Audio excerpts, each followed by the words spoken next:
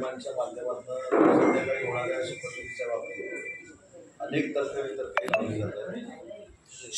आज या पत्रकार परिषदेला भरत शेठ आहेत, आमचे आमदार सहकारी आहेत.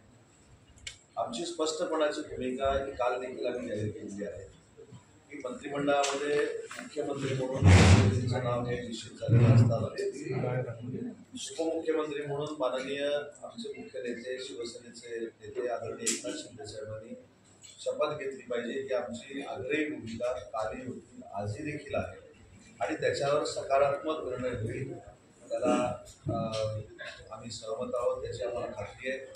त्याच्यामुळं माझी आपल्या सगळ्यांना विनंती आहे की आमच्या 60 आमदारांपैकी 59 आमदारांपैकी साहेबांचं जर नाव बाजूला ठेवलं तर कोणीही मी ठामपणानं सांगतो की उपमुख्यमंत्री होण्यासाठी इच्छुक नाही, हा मनात देखील विचार केलेला नाही. आमचे नेते हे एकनाथ शिंदे साहेब आहेत आणि एकनाथ शिंदे साहेबच मुख्यमंत्री होतील याची आम्हाला खात्री आहे आणि उपमुख्यमंत्री होतील याची पूर्ण खात्री आहे.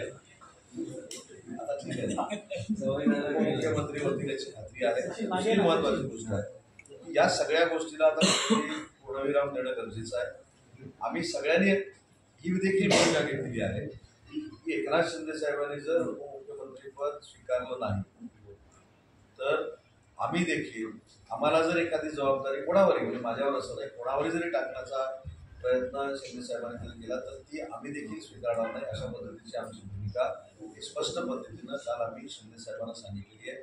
त्याच्यामुळं प्रसार माध्यमातून त्या काही गोष्टी प्रश्नचिन्हाने येत आहेत, हा होणार आहे का, तो होणार आहे का, तो होणार आहे का. आमची पूर्ण खात्री आहे की या सरकारमध्ये आमचे नेते एकनाथ शिंदे साहेब मुख्यमंत्रीपद स्वीकारतील आणि महाराष्ट्राच्या जनतेसाठी आणलेल्या ज्या योजना आहेत त्याची अंमलबजावणी कायमस्वरूपी करण्यासाठी ते स्वतः देवेंद्रजींना सहकार्य करतील.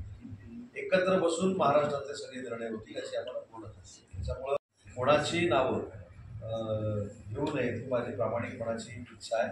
कारण आमच्या कोणाच्याही मनात असा उद्देश नाही की या खुर्चीवर कुठेतरी जाऊन बसावं. हे आम्हाला आता जाहीरपणानं खुलासा करावा लागणं हे देखील आमचं दुर्दैव आहे. कारण आम्ही नेता म्हणून एकनाथ शिंदे साहेबांनाच मानतो. आमचं सगळ्यांचं राजकीय करिअर आम्ही त्यांच्या हातामध्ये दिलेलं आहे.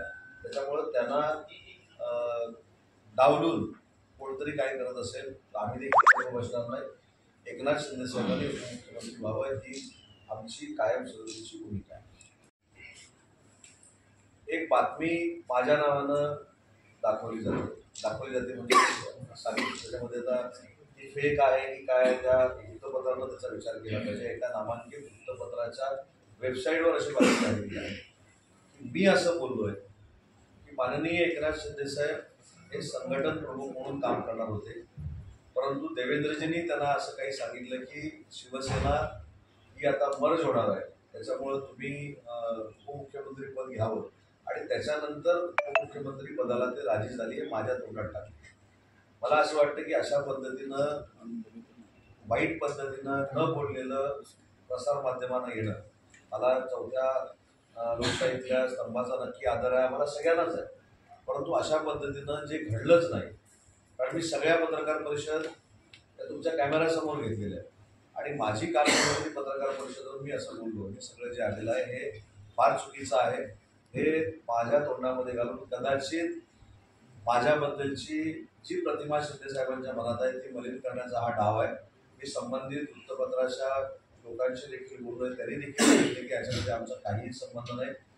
तर हे तयार केलेलं आहे, आपण त्याला काय म्हणून एडिट तयार करून तयार केलेलं आहे आणि या संदर्भात मी स्वतः तक्रार दाखल करणार आहे. पण अशा पद्धतीनं करणं हे कार्यकर्त्यांनी केलं असेल, माझ्या हितचिंतकांनी केलं असेल, आमच्या विरोधकांनी केलं असेल, शिंदे साहेबांना बदनाम करण्यासाठी केलं असेल तर ही फार राजकारणातली वाईट गोष्ट आहे आणि अशा पद्धतीनं करू नये ही देखील आमची सूचना आहे. पण मी त्या बाबतीमध्ये कायदेशीर कारवाईच्या संदर्भामध्ये माझ्या लोकांशी देखील चर्चा केली आहे. कारण ज्या पद्धतीनं शिंदे साहेबांचं वलय ह्या महाराष्ट्रामध्ये आहे ते त्यांनी त्यांच्या कर्तृत्वावर सिद्ध करून दाखवलेलं आहे, त्यांनी घेतलेल्या निर्णयावर सिद्ध करून दाखवलेलं आहे. त्याच्यामुळे शिवसेना म्हणून त्यांच्या नेतृत्वाखाली आम्ही काम करतोय. वंदनीय बाळासाहेबांचा विचार वारसा विचारांचा प्रामाणिकपणानं पुढे घेऊन जातोय. त्याच्यामुळे शिवसेना इकडं नेणं तिकडं नेणं ही कुठेही चर्चा झालेली नाही. आम्ही भविष्यामध्ये देखील माननीय एकनाथ शिंदे साहेबांच्या नेतृत्वाखाली जसं 60 जण आम्ही निवडून आलो तशाच पद्धतीनं भविष्यात आमचे सगळे पदाधिकारी जिल्हा परिषद, पंचायत समिती, नगरपालिका जिंकण्यासाठी अहोरात्र मेहनत करतील आणि शिवसेनेच्या धनुष्यबाणावरच करतील. शिवसेनेचा निर्णय का होत नाहीये, एकनाथ शिंदेचा निर्णय का होत नाहीये असं म्हटलं जात आहे की शिवसेनेची ही प्रेशर टॅक्टिक्स आहे. प्रेशर टॅक्टिक्स जर असतील तर माननीय एकनाथ शिंदे साहेबांनी याच्या अगोदर 2 पत्रकार परिषद घेऊन सांगितलंच नसतं की आम्ही बिनशर्त भाजपाचे जे मुख्यमंत्री होतील त्यांचं समर्थन करतो. पहिली गोष्ट आपल्याला हे देखील माहिती आहे की शिंदे साहेबांची तब्येत बरी नव्हती आणि हे काही राजकीय नाही, हे जगजाहीर आहे. त्याच्यामुळे मला असं वाटतं की या सगळ्या गोष्टींमध्ये किंवा सगळ्या बातम्यांमध्ये काही तथ्य नाही. एकनाथ शिंदे साहेबांनी त्यांची भूमिका 2 वेळा पत्रकार परिषदेमधून जाहीर केलेली आहे आणि ती ठामपणाने केली नाही. पण चांगले पोर्टफोलिओ मिळावे यासाठीच हे प्रेशर टॅक्टिक्स आहेत असं म्हटलं जातं. मुख्यमंत्री आणि दोन्ही मुख्यमंत्र्यांचा शपथविधी आणि खाते वाटप याचा सुतरामही संबंध आहे. शिंदे साहेबांची प्रामाणिकपणाची भावना अशी होती की उपमुख्यमंत्रीपदी शपथ घेण्यापेक्षा मी संघटन म्हणून पुन्हा महाराष्ट्रामध्ये पक्षप्रमुख म्हणून फिरतो, सगळ्यांना विश्वासात घेऊन संघटन आहे त्याच्यापेक्षा वाढवण्याची त्यांची प्रामाणिक इच्छा जरी असली तरी आमचं सगळ्यांचं मत आहे की साहेब हे मंत्रिमंडळामध्ये उपमुख्यमंत्री होणं ही आमची गरज आहे, महाराष्ट्राच्या जनतेची गरज आहे, शिवसेनेची गरज आहे. त्याच्यामुळे मला असं वाटतं की कुठच्याही नाराजीनं आणि कुठेही प्रेशर टॅक्टिक्स म्हणून शिंदे साहेबांनी काही केलेलं नाही. तो त्यांचा स्वभाव देखील. जाहीर कधी होणार म्हणजे किती वेळात हे जाहीर केलं पत्र केलं आहे का राजभवनला? साहेब दुसरा प्रश्न असा आहे की राष्ट्रवादीने जी पत्रिका छापली आहे स्वतःची पक्षाची त्याच्यात एकनाथ शिंदेचं नाव नाही. शिवसेनेकडनं पण जी छापण्यात आली त्याच्यामध्ये सुद्धा एकनाथ शिंदेचं नाव नाही. त्यांनी टी शर्ट पण छापले ते मग शिवसेनेची नाराजी काय?